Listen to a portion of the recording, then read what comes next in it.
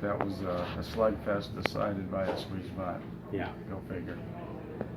Can you talk a little bit about Homer? Yeah, I mean, he had, he went 6 innings. He had whatever that was, the second inning or whatever, he gave up the score. I think they were all scored with 2 outs. Just from standing on the side perspective, was this kind of fastball location for command at times looked like it wasn't that great, but Joe, our catcher, could speak to that better than I, just the angle we had.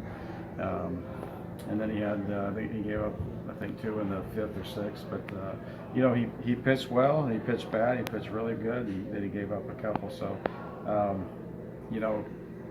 last time he was here, I think I don't recall, he kind of got hit pretty good, but I think for him, just getting through, I think he almost threw 90 pitches, so getting the endurance back and just getting the live action is good for him. I've wanted to ask you, I wanted him to get a little bit of time under his belt, but I wanted to ask you a little bit about Dilson Herrera.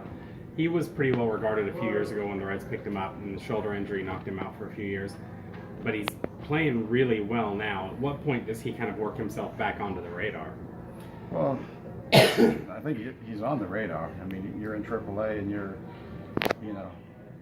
one twisted ankle, whatever, away from getting to the big leagues. And but yeah, he started out. We had no room at the beginning of the year, and he went down. He was in high A, and they say he just was a great teammate. And sometimes you can go down there and be a little ticked off about the situation, but and then you come here, he's been nothing but a joy to be around, and he plays hard, he's always happy, so he's a good teammate.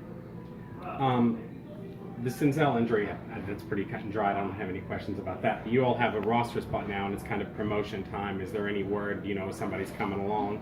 I haven't heard anything. It's a hit. Thank you. Phil Irvin's probably going to come back from Cincinnati, where what's his name, Shevler Gets back from bereavement. Come back from that. I'm assuming he'll come here and that'll fill up the spot. I don't know what else they're going to do, so your guess is as good as mine. Just seemed like you might have gotten an email. Yeah, so well, I may have. I better check. Yeah. Just talking about Senzel, can you talk about what you've seen from him as a player and how he's progressed this year before he went down? He's just a really good player. He's a major leaguer. He's going to have a nice little career, not little, but a nice career. And he ended last year on a bad note with the vertigo, and then we had 2 months here to go, a little over 2 months, and now his finger is taking him down. But he made huge, in my opinion, progress from when he come back from vertigo. And just grinding through it. That's a hard thing to do.